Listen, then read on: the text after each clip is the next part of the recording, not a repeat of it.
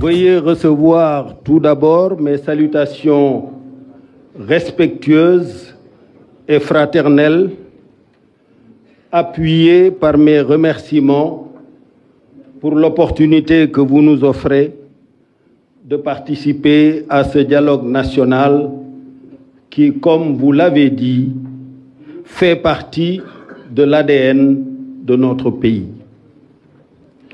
Autorisez également que j'étende mes salutations au président de l'Assemblée nationale, à votre Premier ministre et son gouvernement, à la présidente du Haut Conseil des collectivités territoriales, ainsi qu'à mon remplaçant récent au Conseil économique, social et environnemental, le frère Abdoulaye Daouda Diallo.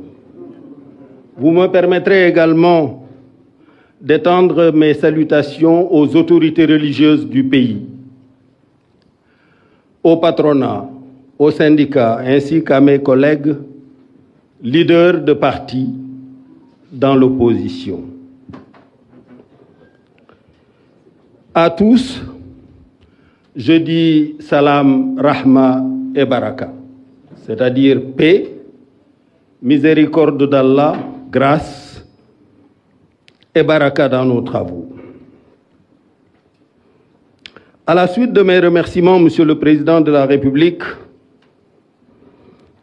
pour ce dialogue national dans cet État du Sénégal que vous aurez eu, quoi qu'Allah ait prévu pour votre futur, que vous aurez eu déjà l'honneur et l'immense privilège de diriger pour 2 mandats consécutifs de 7 et 5 ans.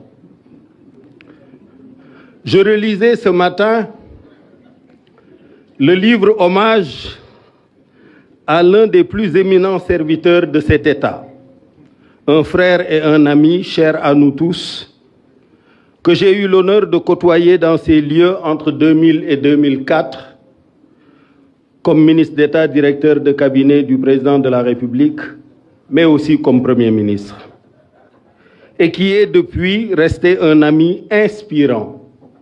Je veux parler de l'ambassadeur chef du protocole, Bruno Diatta, un modèle de serviteur de l'État, un modèle de serviteur de la nation.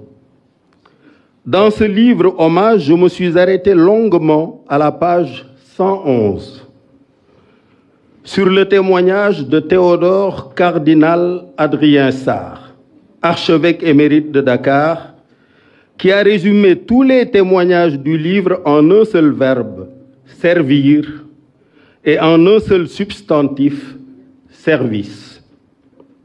Bruno Diatta a servi l'État du Sénégal auprès de 4 présidents de la République. Tous ont unanimement reconnu sa discrétion, son talent, sa courtoisie. Il était devenu le visage dans le monde de la teranga sénégalaise. Notre devoir à tous, à vous, Monsieur le Président de la République en premier, est de rester fidèles et loyaux à ces 2 mots, dans chacun de nos actes et dans chacune de nos paroles. Le verbe servir et le substantif service. Le cardinal Adrien Sarr s'est interrogé ainsi: et si nous avions fait et faisions tous comme Bruno, bien sûr, que serait et où en serait notre pays aujourd'hui?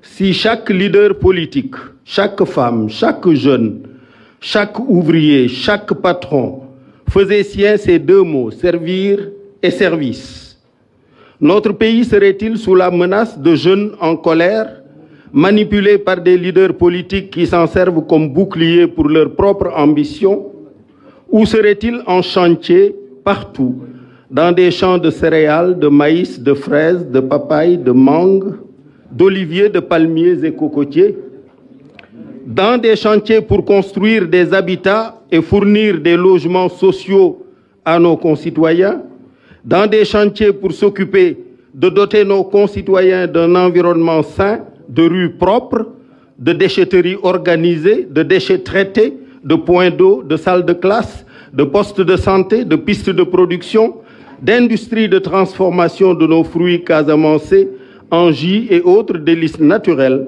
que nous exporterions après avoir satisfait la demande nationale. Servir, service, deux mots que j'ai retrouvés en 1989 devant l'enceinte de la Woodrow Wilson School of Public and International Affairs de l'Université de Princeton, où il a été écrit « In the service of the nation, in the service of humanity », au service de la nation, au service de l'humanité. Et notre foi nous y invite également. Jésus-Christ, évoqué tout à l'heure, donne une illustration de ces paroles dans le geste du lavement des pieds de ses apôtres. Et il disait à ses apôtres, « Si je vous ai lavé les pieds, moi le Seigneur et le Maître, vous aussi vous devez vous laver les pieds les uns les autres, car c'est un exemple que je vous ai donné pour que vous fassiez vous aussi comme moi j'ai fait. » Et ceci, naturellement, le Coran y fait écho. C'est Dieu qui a créé la mort et la vie afin de vous éprouver pour savoir qui de vous est le meilleur en œuvre. Je suis venu participer à ce dialogue en tant que candidat arrivé deuxième derrière vous à la présidentielle de 2019. Certains pensent d'ailleurs que vous m'auriez pris quelques points pour passer au premier tour. Mais aujourd'hui, c'est avec plaisir que je vous en fais cadeau, vu le bilan que vous avez réalisé. J'attends de ce dialogue les conclusions suivantes. Une démocratie renforcée, des élections claires, libres, transparentes et inclusives, des résultats incontestables qui reflètent l'exacte expression de la volonté et du choix du peuple sénégalais, seul habilité à décider à qui il confie son mandat. Et tout ceci sans aucune entrave. Je convoite d'Allah le Tout-Puissant qu'il préserve le Sénégal, sa paix, son hospitalité, sa teranga, sa tolérance et sa concorde religieuse qui sont notre projet de société. Qu'il préserve ce Sénégal de toutes les menaces multiformes que vous avez évoquées et des tensions et tentations funestes qui secouent notre sous-région. Je vous remercie pour votre attention. Merci beaucoup, monsieur le chef de l'opposition, c'est ça? C'est contesté, apparemment.